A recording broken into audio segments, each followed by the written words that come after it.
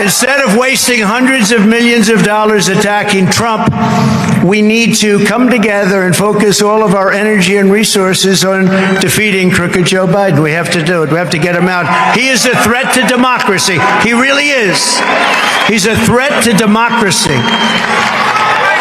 And we have to get him out. According to President Donald Trump, instead of wasting the millions of dollars, the energy to put down him, President Donald Trump, not to win the election, all that energy or all that money should come together and put it to help the people in America, according to him, to help the economy, to help the less privileged, to help give to help the people, society as a whole, to develop the economy, which is the most important thing which people are looking for, the economic of the country, the improvement of it.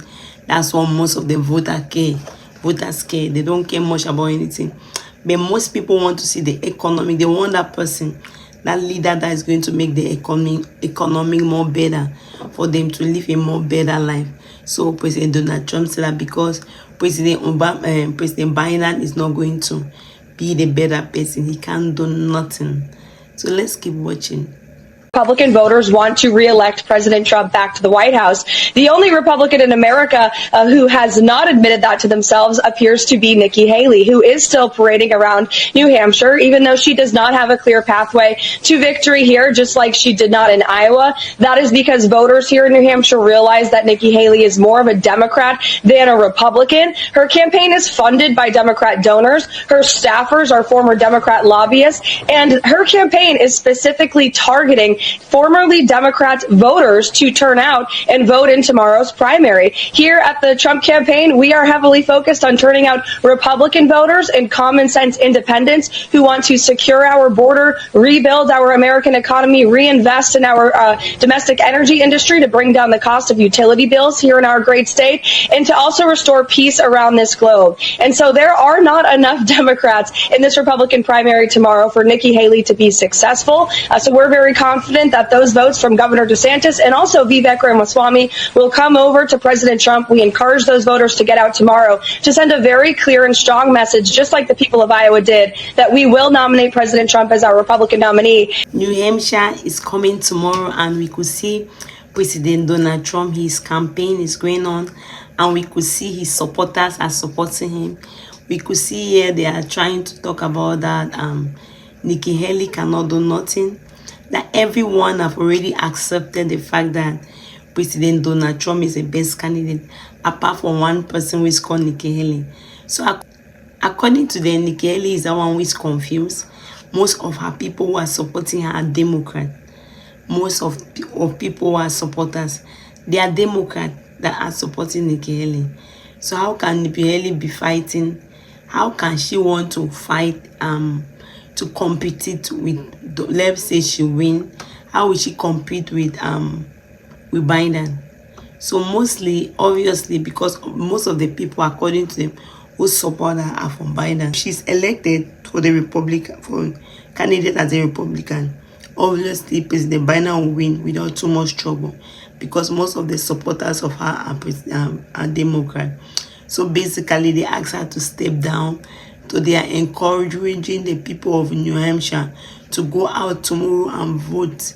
They should have their energy, just like the people in Iowa did, and everybody is there encouraging and shouting and pulling. And Nikki Haley also, she made the racist statement about racists, and they have been coming for her. And she also, let's listen to what she has to come and say to protect, to like take her own side of the story. Let's listen. We were the only Indian family in our small southern town. I was teased every day for being brown. So anyone that wants to question it can go back and look at what I've said on how hard it was to grow up in the Deep South as a brown girl. Anybody can look at my record and see when Walter Scott was shot down by a dirty cop, how I made sure that the Walter Scott family didn't suffer because we put the first body camera bill in the country in place. Anybody can look at the fact that when we had 9 amazing souls die in Mother Emanuel Church, I did something that no Republican or Democrat ever wanted to touch, which was call for the Confederate flag to come down because it would take 2/3 of the House and Senate and was an impossible feat. I don't know what you're implying with that, but what I will tell you is saying that I had black friends is a source of pride. Saying that I had white friends is a source of pride. If you want to know what it was like growing up, I was disqualified from a beauty pageant because I wasn't white or black, because they didn't know where to put me.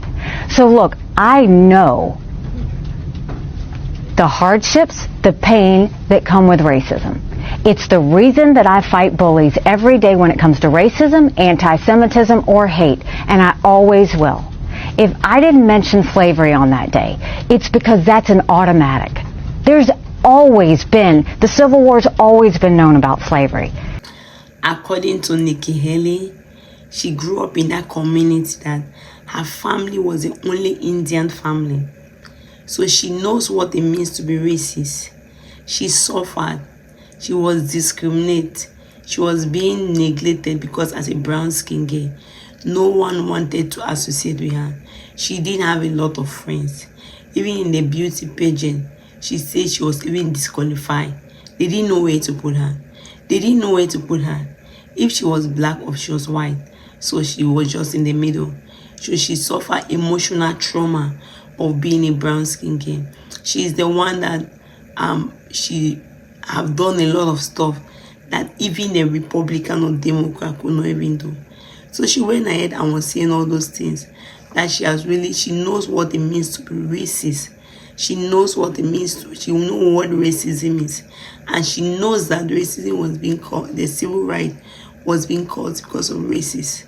So they cannot tell her that about the racist policy. She's a part of it. She have lived it. She's not just saying it because she read it on book or she heard of story. She have read it. She have been through it. So she know what it means. She know the feelings. So what do you really think? Do you really think that Nikki Haley, or what she's saying, can you sympathize with her? That truly she have gone through racism. What do you really think? Or do you think that it's a political tactics in order to win President Donald Trump? Because she says she have been a victim of racism. She's not just that she have passed through, she have read of racism or heard as most other people, but she have been a victim of it. What do you really think? Let's see your own opinion on the comment section. Thank you very much for watching. If you have not subscribed, please help and subscribe and help share the video. God bless you.